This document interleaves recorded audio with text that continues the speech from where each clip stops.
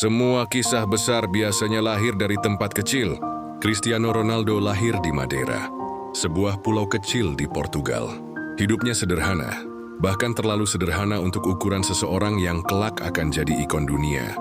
Ia bukan anak orang kaya, melainkan anak keluarga yang harus bekerja keras demi bertahan. Dari lapangan sempit dengan bola seadanya, Ronaldo mulai belajar satu hal penting. Jangan biarkan asal-usul menentukan masa depan. Sejak kecil, Ronaldo dikenal keras kepala dalam berlatih. Ia berlari lebih banyak dari teman-temannya, menendang lebih lama, bahkan rela berlatih sendirian sampai malam. Sifat ambisiusnya sudah terlihat sejak dini. Banyak orang menganggapnya berlebihan, tapi itulah yang membuatnya berbeda. Dari awal Ronaldo menolak jadi biasa-biasa saja. Perjuangan Ronaldo tidak mulus. Ronaldo pernah dicemooh karena kurus, dianggap terlalu lemah. Untuk jadi pemain besar, guru-guru dan teman sekolahnya bahkan tidak percaya ia bisa sukses. Tapi justru hinaan itu menjadi bensin yang membakar tekadnya. Ronaldo belajar bahwa ejekan hanya punya dua jalan, membuatmu hancur atau membuatmu semakin bertekad. Saat usia 12 tahun, Ronaldo pindah ke Lisbon untuk bergabung dengan Sporting CP. Bayangkan, anak desa harus meninggalkan keluarga. Hidup jauh di kota besar, hanya demi sepak bola. Kesepian, rindu rumah, bahkan menangis hampir setiap malam. Tapi ia memilih menahan semuanya, karena dalam kepalanya ada satu suara. Aku harus jadi yang terbaik. Di usia 15 tahun, Ronaldo sempat hampir berhenti main bola karena masalah jantung. Dokter menyarankan operasi. Banyak yang khawatir karirnya berakhir sebelum dimulai. Tapi operasi itu sukses, dan ia kembali ke lapangan dengan semangat baru. Ronaldo belajar bahwa hidup bisa direnggut kapan saja. Jadi selagi ada kesempatan, harus dimaksimalkan. Bakatnya akhirnya membawa perhatian Sir Alex Ferguson di Manchester United. Saat pertama kali datang ke Old Trafford, Ronaldo belum punya apa-apa selain mimpi.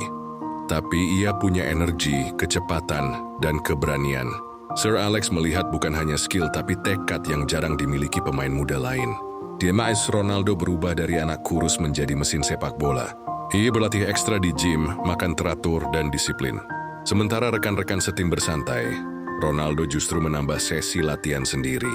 Bedanya ada di kebiasaan kecil. Dan kebiasaan kecil itulah yang membentuk legenda. Ronaldo sering dikritik terlalu banyak gaya, terlalu individualis. Tapi di balik itu ia terus bekerja untuk membuktikan diri. Kritik tidak ia abaikan, tapi dijadikan cambuk. Perlahan, ia belajar menggabungkan keindahan dribble dengan efektivitas permainan tim. Tahun 2008, Ronaldo memenangkan Ballon d'Or pertamanya.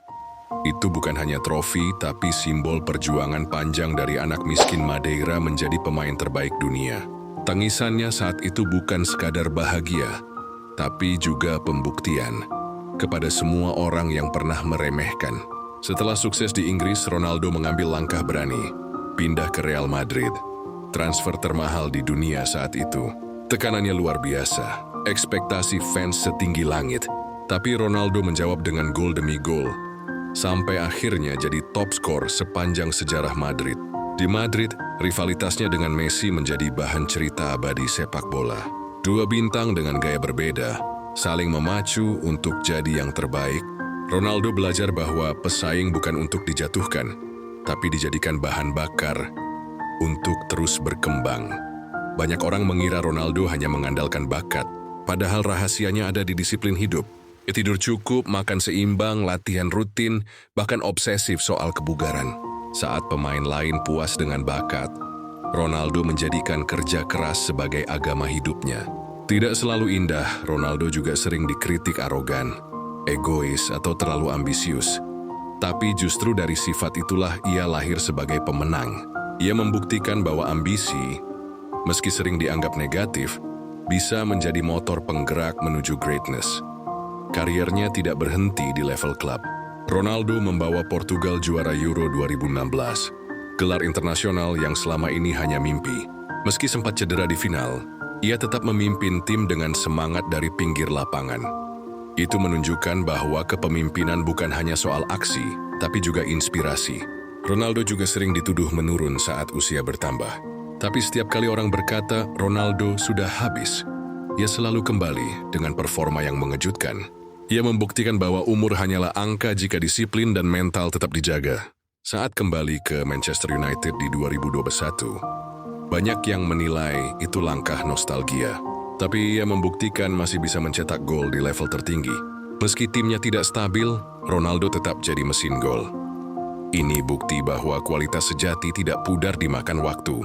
Perjalanan Ronaldo juga penuh kontroversi. Dari masalah kontrak hingga hubungan dengan pelatih. Tapi justru dari drama itu, ia memperlihatkan sisi manusiawinya. Bahwa legenda pun bisa salah, bisa marah, bisa kecewa. Perjuangannya bukan hanya soal kemenangan, tapi juga menghadapi kritik dunia.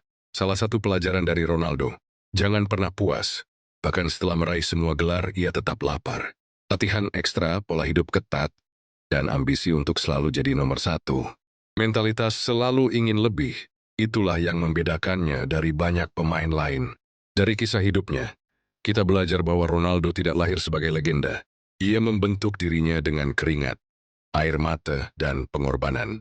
Dari anak miskin yang menangis jauh dari keluarga. Jadi ikon olahraga terbesar abad ini. Pada akhirnya, perjuangan Cristiano Ronaldo adalah refleksi tentang hidup kita. Bahwa keberhasilan bukan hadiah, tapi hasil disiplin, tekad, dan keyakinan. Ronaldo mengajarkan bahwa tidak ada yang mustahil jika kita berani bermimpi dan bekerja keras tanpa henti untuk mewujudkannya.